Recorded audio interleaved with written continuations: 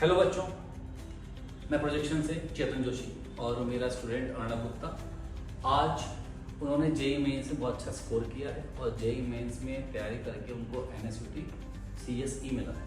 ठीक है बच्चों, तो वो बताएंगे आपको कि तैयारी कैसे हुई और किस टाइम पे क्या दिक्कतें आई और कैसे उन्होंने उसको फेस किया। ठीक, ये अर्णव। तो अर्णव 11th में जब स्टार्टिंग में आपने पढ़ाई स्टार्ट करी अपनी, तो पढ़ाई स्टार्ट करते वक्त जब बच्चों दिक्कत आती है स्टार्टिंग में, कैसे मैनेज करें, क्या पढ़ें, पहले क्वेश्चंस नहीं बन रहे हैं, ऐसी समस्या आ रही है, तो उस टाइम पे आपने खुद को संभाला कैसे और कैसे आगे तैयारी की? तो स्टार्टिंग में जैसे हम 10th लेके आते हैं तो 10th से 11th में आने पर एक काफ़ी चेंज आता है। तो उस वक्त होता है कि कुछ चीज़ें समझ नहीं आ पाती है या सब ये समझ आता है कि टाइम मैनेज कैसे करें। तो उस वक्त के लिए मेरी ये सजेशन रहेगा कि हम आप पहले चैप्टर्स पढ़ें, उसको पहले नोट्स ढंग से रिवाइज करें, फिर उसके बाद पहले बेसिक क्वेश्चंस लगाएं और फिर धीरे धीरे क्वेश्चंस को डेवलप करें। अच्छा, बहुत बढ़िया। तो बेटा सबसे जो टफ लगे आपको चैप्टर्स मैथ्स में, फिजिक्स में, केमिस्ट्री में 11th में कौन से थे? सर मुझे जो सबसे टफ चैप्टर्स लगे फिजिक्स में वो एक रोटेशन लगा था। मैथ्स के लिए मुझे ज्योमेट्री में थोड़ी मेहनत लगती थी एंड केमिस्ट्री में मुझे ऐसा कैसे ज़्यादा दिक्कत आई नहीं, बट जो थोड़ी बहुत आई वो GOC में आई थी। GOC में आई थी, बहुत बढ़िया बहुत बढ़िया। और बेटा तो आप हमारे पास 12th से आए थे, ये सर, है ना, और 12th में बस आप आए थे पढ़ने के लिए, तो आपने ऐसा क्या फील किया कि आपको 12th में स्विच करना चाहिए, कोचिंग को यहाँ पे आना चाहिए? सर जब मैंने 12th स्टार्ट करी थी तो मैंने कई एक्स्ट्रा बुक्स खरीदी थी और मैं उससे जो क्वेश्चन लगा था तो मुझसे क्वेश्चन बन नहीं पा रहे थे, तो वो काफ़ी डाउट्स इकट्ठे हो जा रहे थे, तो ये काफ़ी बैकलॉग मैं महसूस कर रहा था। तो उसकी वजह से हुआ क्या कि मैं जो नए चैप्टर में पढ़ाते भी थे, नए चीज़ें कराते भी थे, तो वो समझ नहीं आ पा रही थी। तो इसलिए मैंने फिर सोचा था कि मैं प्रोडक्शन अकेडमी में आऊँ, जहाँ पे आपने काफ़ी उसके डाउट सॉल्विंग में, कंसेप्ट क्लैरिटी में काफ़ी हेल्प करी। और इससे हुआ क्या कि मैं दोबारा वो बैकलॉग के क्वेश्चन लगा रहा था तो उसमें मुझे काफ़ी हेल्प मिल गई थी और मेरा कॉन्फिडेंस बूस्ट हो रहा था, क्योंकि उस वक्त जरूरी था क्योंकि जनवरी में मैंने जेईई मेंस आ रहा था।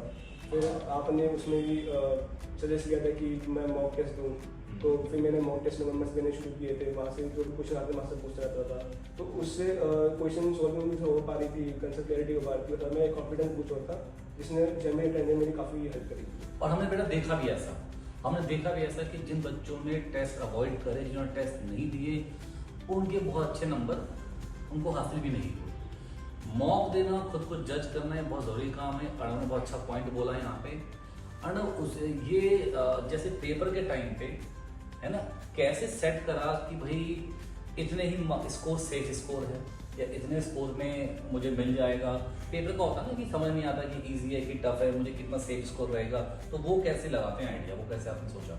सर जब मैं 2024 के मैंने एक अप्रॉक्सीमेट मैंने रैंकिंग निकाली, कितने मार्क्स पे कितनी रैंक आ रही है, कितनी परसेंटाइज बन रही है, तो फिर मैंने उसके हिसाब से एक एवरेज निकाला और उस एवरेज के हिसाब से मैं अपना जज करता था। बहुत बढ़िया बहुत बढ़िया। तो बेटा यहाँ देखो इस बच्चे ने क्या करा, इसने सारे के सारे ना, जो जैसे आप लोग क्या करते हैं टुकड़ों में डाउट्स वो PYQ लगाते हैं, इसने वो PYQs अटेम्प्ट ना करके पहले पूरा कोर्स करके वो पेपर दिए, फिर पेपर दे के इसने देखा कि मेरी रैंक क्या बैठ रही है उतने मार्क्स के आधार पे, तो फिर कितना सेफ। बहुत अच्छे बेटा, बहुत अच्छा पॉइंट है कि आपने सबका एवरेज निकाला और फिर आपने देखा क्या सेफ स्कोर रहेगा। बहुत बहुत अच्छा, बहुत बढ़िया पॉइंट था।